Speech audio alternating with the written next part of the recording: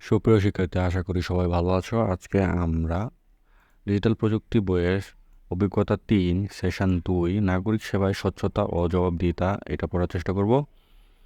এখানে 75 পৃষ্ঠার পর 76 পৃষ্ঠার স্বচ্ছলতা জবাবদিহিতা ছকে রয়েছে এবং আমরা দেখতে পাচ্ছি দিনিয়াতের পাসপোর্টের মেয়াদ শেষ, তাই সে এখন 18 বছর হয়নি, তার মাঝেই অনলাইনে অ্যাকাউন্ট খুলে পাসপোর্টের জন্য আবেদন করতে হচ্ছে।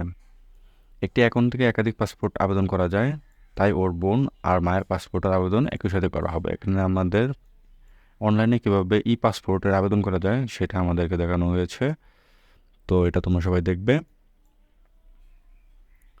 বাংলাদেশের সকল নাগরিক এখন ই পাসপোর্ট পাচ্ছেন। ই পাসপোর্ট হলো একটি বায়োমেট্রিক পাসপোর্ট যাতে একটি ইলেকট্রনিক চিপ থাকে। এই ইলেকট্রনিক চিপের মাধ্যমে বায়োমেট্রিক তথ্য সংরক্ষিত থাকে, যেখানে পাসপোর্টধারীর পরিচয় প্রমাণের জন্য ব্যবহার করা হয়। বাংলাদেশের ই পাসপোর্টে ব্যক্তির ছবি, ফিঙ্গারপ্রিন্ট, চোখের মনির বায়োমেট্রিক তথ্য সংরক্ষণ করা হয়। প্রাপ্তবয়স্কদের জাতীয় পরিচয়পত্রের সকল তথ্য ও 18 বছরের নিচের ব্যক্তির জন্ম নিবন্ধনের তথ্য পাসপোর্টে দেওয়া হয়। দিনিয়াতের ই পাসপোর্ট পাওয়ার জন্য কী কী ধাপ অনুসরণ করতে হলো তা আমরা নিচের ঘরে এখন লিখব। চলো উত্তরে চলে যাই। দিনিয়াতের ই পাসপোর্ট পাওয়ার জন্য যেসব ধাপ আমরা অনুসরণ করতে হলো তা হলো: 1 নম্বর, অনলাইনে পাসপোর্ট আবেদন করার জন্য দিনিয়াতের মা নিজের একটি অ্যাকাউন্ট খুললেন পাসপোর্ট আবেদনের অনলাইন ওয়েবসাইটে, কারণ দিনিয়াতের বয়স 18 বছর হয়নি। তারপর সকল তথ্য পূরণ করে পাসপোর্টের জন্য আবেদন করলেন। মোবাইল ব্যাংকিংয়ের মাধ্যমে পাসপোর্টের আবেদন ফি জমা দিলেন। মেসেজে জানতে পারলেন যে কবে কোথায় গিয়ে ছবি তুলতে হবে এবং বায়োমেট্রিক তথ্য দিতে হবে। নির্দিষ্ট দিনে পাসপোর্ট অফিসে গিয়ে দিনিয়া তার বায়োমেট্রিক সকল তথ্য দিয়ে এলো। এরপর মেসেজ জানিয়ে দিল কবে পাসপোর্ট সংগ্রহ করতে হবে।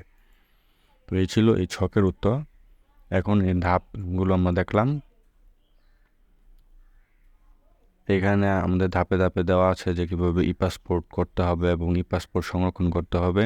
epassport.gov.bd নির্দেশনা, আবেদনপত্র স্ট্যাটাস চেক, যোগাযোগ কীভাবে করতে হবে, এখানে নোটিশগুলো সব পাওয়া যায়। ই পাসপোর্ট এবং ডিজিটাল মাধ্যম ব্যবহার করে নাগরিক সেবা স্বচ্ছতা ও জবাবদিহিতা চিহ্নিত করা যায় এভাবে। তো এই ছিল সেশন 2। সেশন 2 একদম ছোটো। আগামী ক্লাসে আমরা সেশন 3 থেকে শুরু করব। সেই পর্যন্ত সবাই সুস্থ থাকো, ভালো থাকো। ধন্যবাদ সবাইকে।